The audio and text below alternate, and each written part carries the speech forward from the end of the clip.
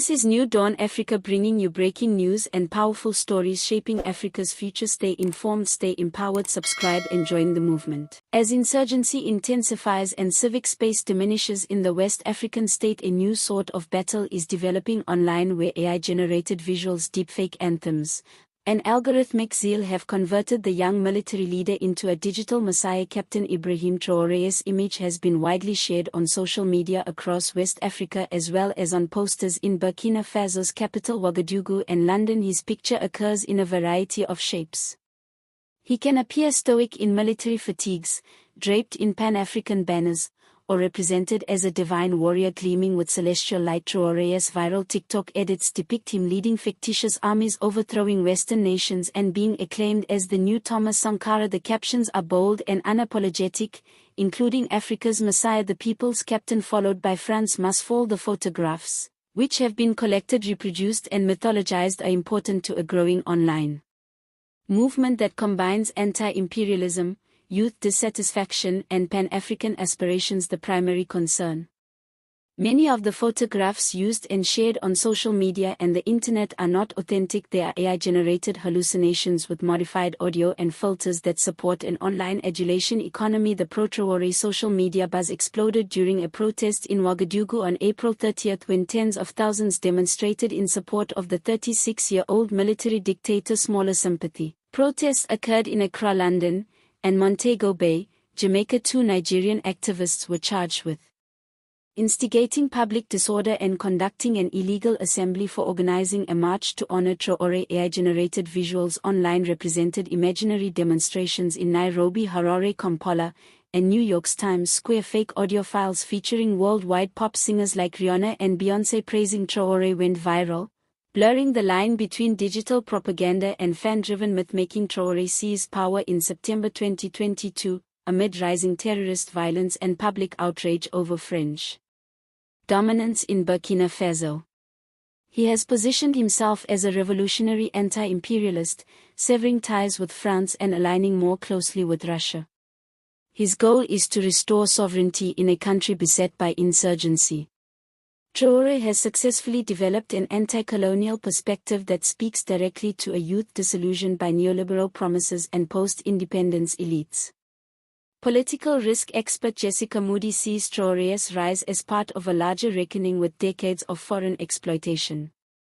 This political moment is fueled by a feeling that Africa has been taken advantage of by foreign powers for too long. She further states there is an upsurge in resource nationalism and a desire to make Africa great again, to regain sovereignty and develop the continent from within. According to Moody, France is still the dominant symbol of neo-colonial discontent. This is founded on decades of firms and governments, particularly France, benefiting from African economies without consideration for local feeling. This discontent has been exemplified by Emmanuel Macron's leadership, which has fundamentally failed to understand how the French are seen in West Africa. Much of Traoré's popularity is based on rhetoric rather than institutional improvement. However, that has not impeded his spectacular rise on social platforms. There has been a consistent sense of support for Traoré, says security analyst Beverly Oching. As a youthful leader and a brilliant orator, he speaks to many people who are beginning to rethink the relationship between African countries, particularly those in the Sahel and the West. He addresses a generation negotiating the legacy of imperialism, post-colonialism, and neocolonialism. Support feels even more intensified thanks to social media. It appears to be global and widespread. You can see it in the language of Tanzanian opposition leaders, Kenyan politicians, South African youth groups, and even in personal interactions. It's algorithmic populism, emotional, visual, anti-Western, and hyper-shareable, says Burkinabe researcher Ali Duwaram. It's about the attitude and vision, not the facts or policies.